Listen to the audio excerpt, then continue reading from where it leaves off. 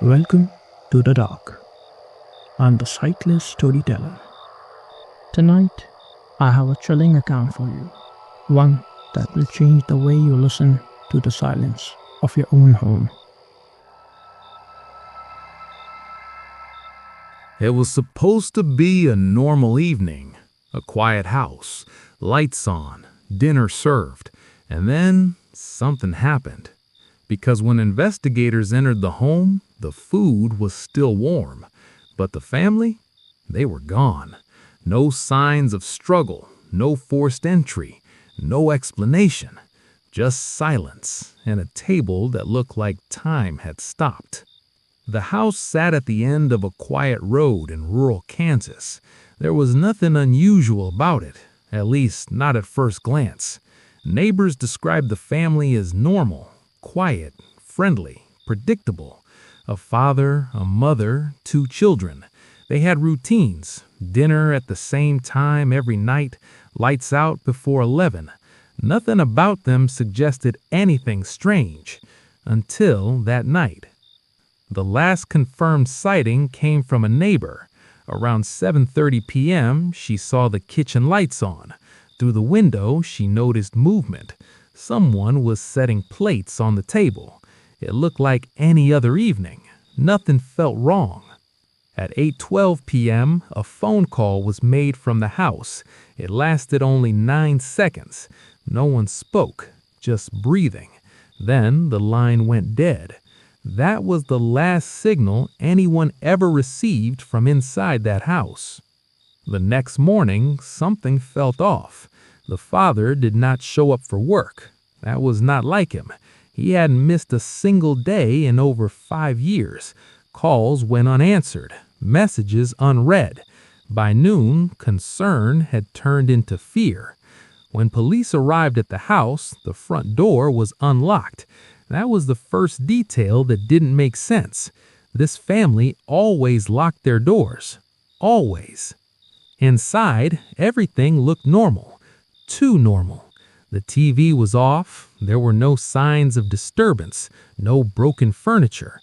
But then they reached the dining area, and that was where everything changed. 4 plates were laid out on the table. Each had food, still fresh, still warm, according to the report. Glasses were filled halfway. One chair was slightly pulled back, as if someone had just stood up. Another was tilted at an angle. It looked like something had interrupted them, not gradually, suddenly. There were no signs of a struggle, no overturned chairs, no broken items, no blood, nothing. And yet, they were gone. Police searched the entire house, every room, every closet, every inch of the property. No trace of the family, not a single footprint leading out, no evidence of forced entry, no fingerprints besides their own. But then they noticed something else, something small, something easy to miss. The kitchen clock. It had stopped at exactly 8:17 p.m. At first, it seemed like a coincidence. Maybe the battery had died. But when they checked, the battery was still functional. That was when the unease began to settle in. Investigators started piecing together the timeline. 7:30 p.m., a neighbor sees normal activity.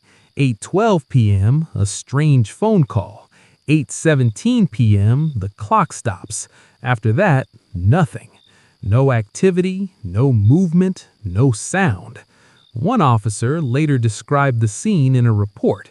He said, "It did not feel like a crime scene. It felt like something had been erased." Neighbors were interviewed. Most reported nothing unusual. No screams, no vehicles, no disturbances. But one neighbor said something that stood out. She claimed that around 8:20 p.m., the house lights flickered. Just for a moment. Then everything went back to normal. At the time, no one thought much of it.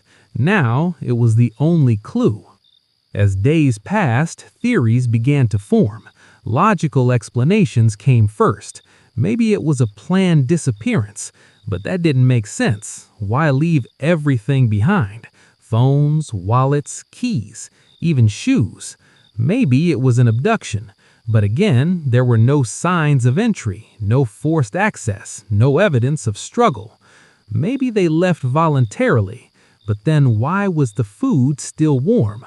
Why was the table untouched? Why was the door unlocked? Every explanation raised more questions. Then came the stranger details. Forensic teams found something unusual. The temperature of the food didn't match the timeline. It should have been cold, but it wasn't. It was as if time inside the house had slowed down or paused. And then there was the phone call, the 9-second recording. When audio experts enhanced it, they noticed something disturbing. There was breathing, but it didn't sound like a single person. It sounded layered, multiple breaths, overlapping. And faintly, in the background, there was a sound. Not a voice, not words, just something, low, distorted, almost like a vibration. No one could identify it. As the investigation continued, the psychological impact began to grow. Officers reported discomfort while inside the house. Some refused to re-enter. Others said they felt watched. One investigator wrote, "There was no one there, but it didn't feel empty." The house was eventually sealed, officially labeled as an unsolved case. But even after that, the story didn't end.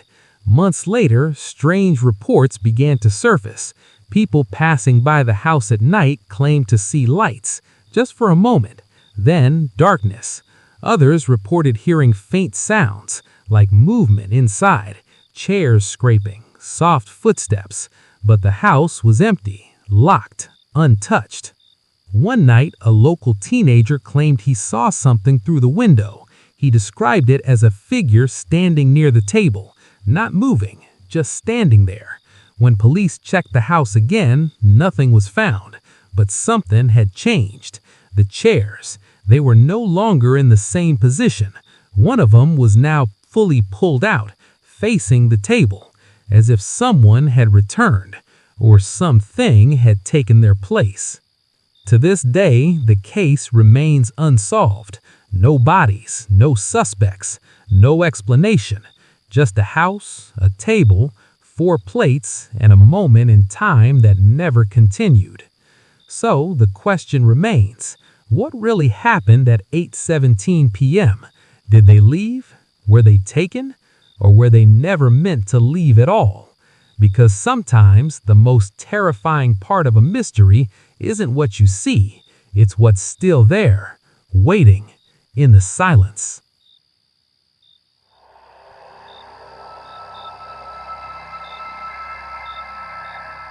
Tonight's journey has ended, but the shadow remains. If the story made you look twice into the darkness of your own room, hit the like button and subscribe to join the circle of our listeners. I'm the Sightless Storyteller. Until next time, keep your ears open and stay in the light.